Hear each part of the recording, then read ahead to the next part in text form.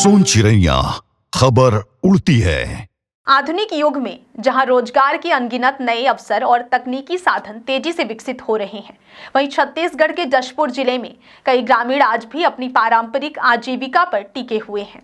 जिले की इब और मैनी नदियों के किनारे इन दिनों एक पुरानी परंपरा नई ऊर्जा के साथ फिर से जीवित हो उठी है। रेत में छिपे प्राकृतिक सोने की खोज। सुबह की पहली किरण के साथ ही गांवों के दर्जनों परिवार टोकनी, छलनी और अन्य साधारण उपकरण लेकर नदी के तटों पर पहुंच जाते हैं। उनके लिए यह कोई व्यावसायिक खनन नहीं, बल्कि पीढ़ियों से चली आ रही एक पारंपरिक प्रक्रिया है, जिसे वे न सिर्फ जीविका बल्कि अपनी विरासत के रूप में भी सहेज कर आगे बढ़ा रहे हैं। नदी किनारे काम करते हुए महिलाओं और पुरुषों की गतिविधि देखने पर एक अलग ही दुनिया का एहसास होता है। कोई रेत भर रहा है, कोई छलनी में धीरे धीरे बहते पानी के साथ रेत को हिला रहा है, तो कोई धूप में चमकती बारीक कड़ों को ध्यान से परख रहा है। रेत छानने की यह मेहनत धीमी, धैर्यपूर्ण और अनुभव पर आधारित है। कई बार दिन भर की मशक्कत के बाद भी बेनतीजा नहीं रहती। शाम होते होते कई परिवारों के हाथों में रेत के कड़ों के बीच से निकला थोड़ा सा सोना जरूर इकट्ठा हो जाता है।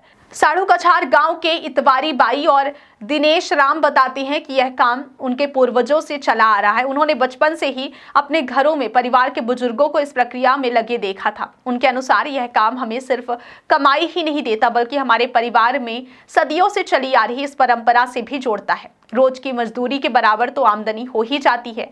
कई बार किस्मत साथ दे दे तो 2 दिन की मजदूरी से ज्यादा का सोना भी मिल जाता है। दिनेश बताते हैं कि आज भी कई गांवों में युवा पीढ़ी इस परंपरा से जुड़ी हुई है, क्योंकि यह उन्हें आत्मनिर्भर बनाए रखती है।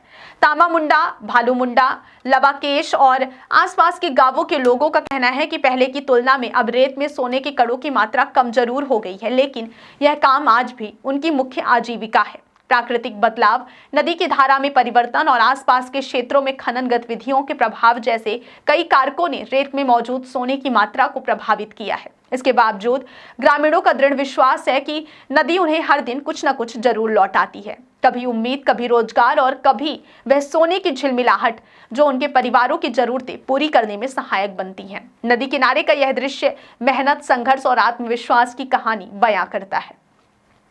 महिलाएं सिर पर पानी की बूंदों से भीगी छलनी लेकर बार बार नदी में जाती हैं, जबकि पुरुषों का ध्यान रेत की सही परत तक पहुंचने में रहता है।